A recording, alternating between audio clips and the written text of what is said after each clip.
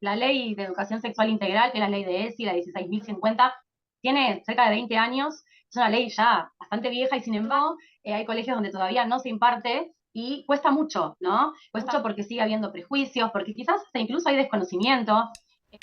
Bienvenidos a Animate, el podcast en español de Free Thinkers of the World, conducido por Mariano Descalzi y quien les habla, Euge Moltó.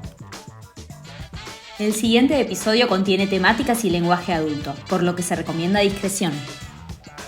Hola, bienvenidos a Animate, yo soy Euge y estoy con mi co-host. Hola, soy Mariano, ¿qué tal todos? Y hoy nos acompaña una invitada de lujo, Nati Giraldes. Nati es sexóloga, psicóloga y docente. Bienvenida, Nati. Gracias, muchas gracias. Es súper interesante contar con vos en este espacio. Está buenísimo que tenés un montón de facetas.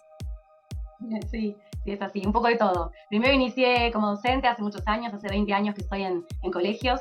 Después, hice la licenciatura en psicología y, y la última especialización, que es la de sexología, que, ahora les voy a contar bien que en realidad en Argentina no existe como especialidad, así que son cursos, sí. Que eso también habla, ¿no? Un poco de qué lugar ocupa tanto nuestro país como a nivel mundial también. Todavía sigue siendo tabú. Wow. Sí es cierto que las generaciones más actuales se habla muchísimo más de al menos lo que nos hablaron a nosotros, ¿no? O yo me retrotraigo a mi niñez y pubertad, si se quiere, cuando venían de algunas empresas a darnos charlas a las chicas, los varones se los dejaba fuera, como si no tuvieran por qué saber qué nos pasa, ¿no? a las púberes en esa etapa de la vida y demás. Y ya desde hace la ley de educación sexual integral, que es la ley de ESI, la 16.150, tiene cerca de 20 años, es una ley ya bastante vieja y sin embargo hay colegios donde todavía no se imparte y cuesta mucho, ¿no? Cuesta mucho porque sigue habiendo prejuicios, porque quizás hasta incluso hay desconocimiento, también algunas familias se resisten, pero así todo se habla muchísimo más, ¿no? de sexualidad y eso es genial. Al menos en los colegios estuve, yo antes de estar en un cargo directivo estuve en lo que son los equipos de orientación escolar, lo que antes se conocía como gabinete psicopedagógico, y desde el equipo de orientación se trabaja muchísimo, ¿no? en esto, en hablar de ESI, educación sexual integral. Y mucho desde la prevención, que es lo que tratamos, ¿no? Siempre. De habilitar espacios de diálogo, de escucha, de reflexión, tan importantes, desde lo que tiene que ver con una convivencia, ¿no? Hasta cuestiones más específicas que nos han pasado con adolescentes, por ahí situaciones de sexting y demás, que han terminado en amenazas. Pasa un poco de todo, pero sí es importante que los adolescentes sepan que en el colegio hay un espacio donde pueden contar, porque muchas veces en casa sigue siendo todavía un lugar de reserva, ¿no? Donde esto me lo guardo, me lo callo, y no está bueno. Un poco lo que siempre aprendíamos en los cursos es que sexualidad es sinónimo de comunicación, en todo sentido.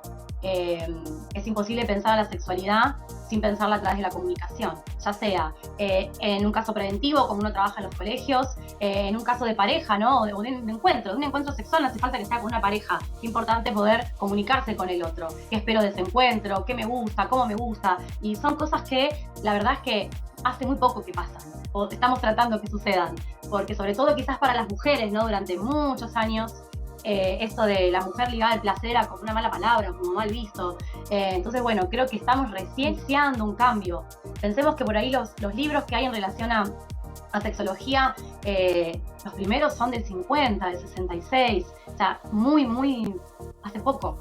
Entonces recién se está empezando, ¿no? Un poco a hablar más de investigar más, cada vez más estudios, más papers, pero yo festejo un montón que esto suceda. Qué importante que es lo que contás de la ESI, porque todo este tabú, ¿dónde se va a derribar si no es en la escuela, si no es desde chicos, si después no lo pueden ellos un día transmitirle todo eso a sus hijos y que esos chicos sí puedan compartir en su casa, estoy teniendo este problema, me están extorsionando, o todos los problemas que hay en relación a la sexualidad.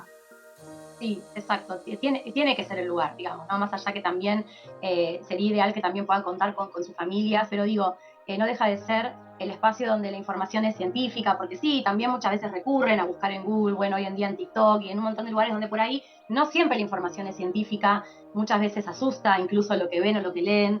Entonces, sí, coincido en que es sumamente importante. No hay una pedagogía, esa información viene como viene para la edad que sea que tenga el lector. En la escuela uno puede adaptar los contenidos a la etapa en la que está la persona, ¿no? Exactamente. De hecho, la ley de ESI tiene contenidos por niveles. Hay contenidos para el nivel inicial, contenidos para el nivel primario y contenidos para el nivel secundario que están bien segmentados, digamos, ¿no? Y en base a eso también uno va viendo qué contenido dentro de primaria es más para un primer ciclo que para un segundo ciclo, bueno, en relación a las etapas del crecimiento y a los interrogantes y dudas que van surgiendo también de ellos. Y que por suerte, al saber que hay un espacio, acude muchísimo. Eso es súper valioso, ¿no? Que vengan y golpeen, te digan, mira, no me quedé con esta duda, al menos en el cole donde estoy ahora hacemos talleres mensuales, todos los meses hay un taller distinto, donde incluso se habla mucho de emociones, ¿no?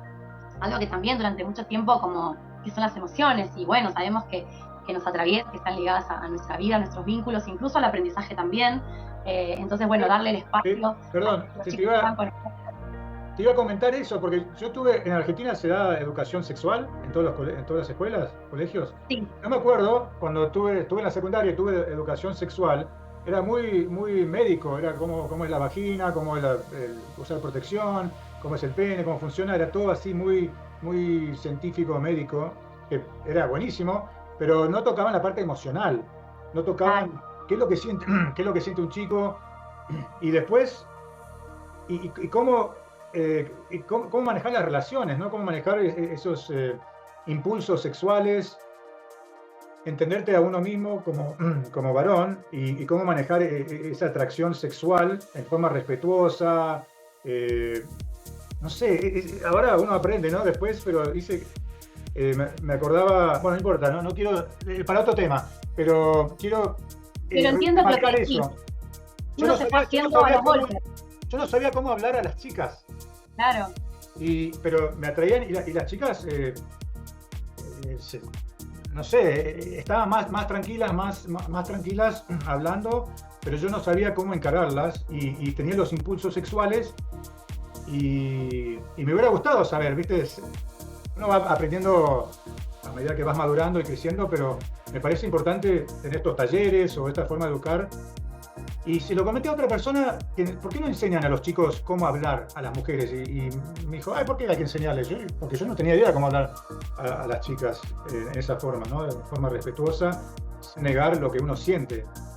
Sí, se trabaja mucho en lo que es la comunicación asertiva, ¿no? Y uno de los contenidos, por ejemplo, es el respeto por el propio cuerpo y por el cuerpo del otro, ¿no? Hasta dónde invado, hasta dónde lo que me pasa a mí es mío y le pasa al otro no, hasta dónde invado ese espacio del otro. Bueno, todo esto. Tenemos talleres de noviazgos violentos, por ejemplo, porque también se ven vínculos muy insanos en general, ¿no?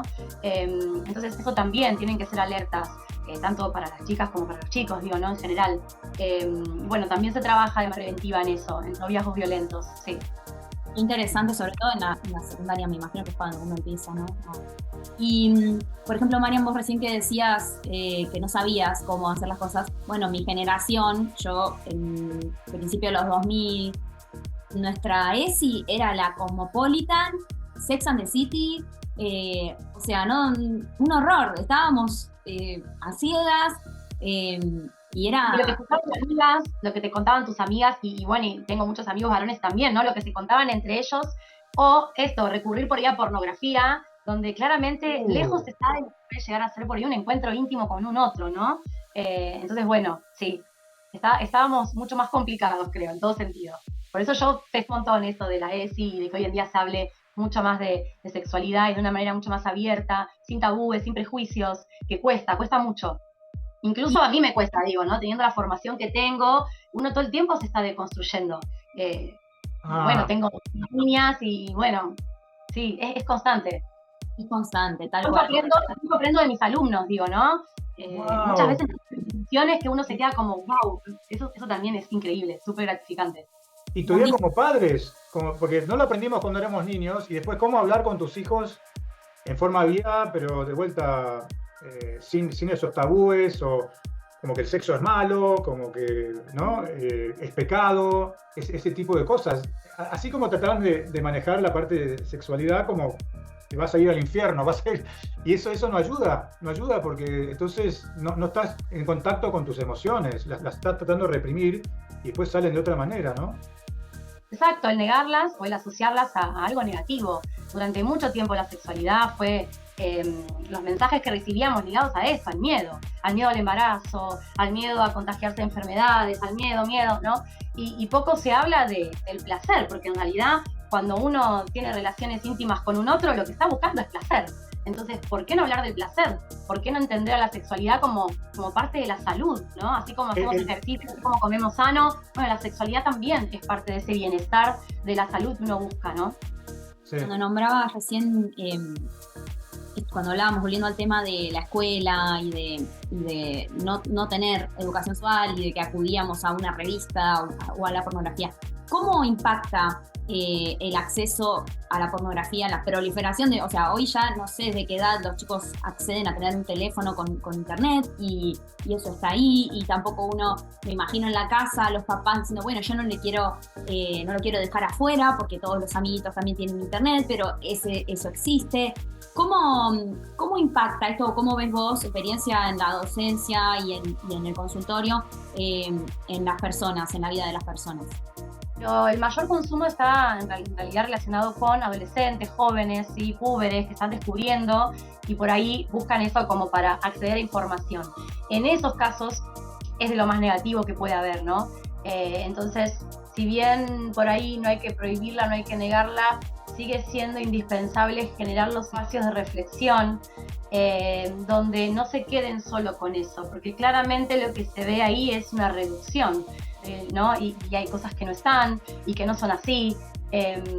Entonces, acompañar por ahí este acceso que ellos tienen y que lo van a seguir teniendo, pero acompañarlo con charlas, con información extra, que es la que no está ahí justamente, ¿no? En los tiempos que se manejan, en los cuerpos que se manejan, en los tamaños, en las formas.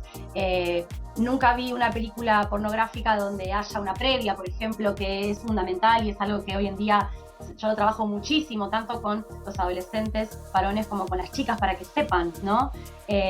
Durante mucho tiempo se redujo lo que es la relación sexual a la penetración o a la genitalidad, y es una parte muy chiquita o mínima de lo que puede llegar a ser un encuentro sexual con un otro, ¿no? Los diferentes tiempos que manejamos los hombres y las mujeres hasta llegar a la fase de excitación. Un hombre puede estar, siempre hablo de generalidades, ¿no?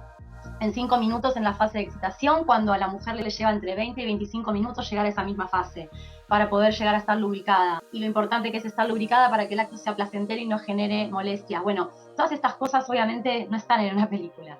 Sí rescato, hace varios años ya, hay una directora de películas porno feminista que todas las películas que hace tienen que ver con la búsqueda del placer de la mujer, ¿no? Y son películas más eróticas por ahí. Entonces, por ahí recomiendo, en general se llama Erika Lust, es sueca, hoy en día tiene su productora en España y demás, es súper reconocida, pero bueno, fue en su momento como un boom, porque planteó algo distinto, ¿no? Desde el lado de la pornografía, pero con un material un poco más acercado a lo que puede llegar a ser la realidad hoy en día de un encuentro. Así que sí, creo que no tenemos que negarlo, porque va a seguir estando. Sí, claramente, dependiendo de las edades, hay cosas que considero que por ahí no están buenas que tengan acceso directamente, que no lo tengan, y hay un montón de recursos hoy en día como para restringir el uso, tanto en domicilio como en los colegios y demás, filtros que se ponen, que ayudan a los papás a estar un poco más atentos. Pero no podemos negarlo. Yo creo que, por no decirte el 99,9% de jóvenes adultos que manejamos hoy en día, no conozco a nadie que no haya mirado, que no haya visto o que haya tenido acceso alguna vez a un video, a una foto, a algún material o imagen pornográfico. No existe. Entonces, negarlo no es la solución, pero sí acompañarlo de mucha información y de mucha comunicación. Claro, y aprender a identificar que no todas las prácticas que uno pueda ver en internet son sanas o respetuosas, porque hay de todo, no para estigmatizar la pornografía, pero súper importante lo que contás. Perdón, antes que me olvide, ¿hay algún tema en la parte de educación que te gustaría tocar en las escuelas, pero que no podés por resistencia de los padres? O no sé si... No, nosotros en general no deberíamos, porque es una ley. Por ende, uno la puede impartir y el papá puede estar de acuerdo o no, pero es una ley. Sí, lo que hacemos, al menos en este colegio y en otros donde estuvimos, es informar a las familias que se va a dar tal taller, donde se van a trabajar tales contenidos, porque nos ha pasado algunas familias por ahí de alguna religión, ¿no?, específica, que directamente deciden por ahí ese día no enviarlos. Bueno, por supuesto. Entonces optamos por ahí por eso. Pero en realidad es una ley y siempre y cuando toquemos los contenidos propios de la ley, no hay ningún impedimento. No, y uno va creando también con la comunidad educativa cierta confianza y las familias conocen y saben. Incluso también muchas veces dimos talleres a papás donde informamos qué es la ley, qué contenidos trabaja, porque bueno, también hubo un tiempo donde se informaba que se trabajaban otras cosas que en realidad no se trabajaban y demás, pero la verdad es que es muy amplia, es muy buena y es súper importante que se trabaje. Así concluye este episodio. No te olvides de darnos like y suscribirte al canal para más episodios de Animate. Hasta la próxima.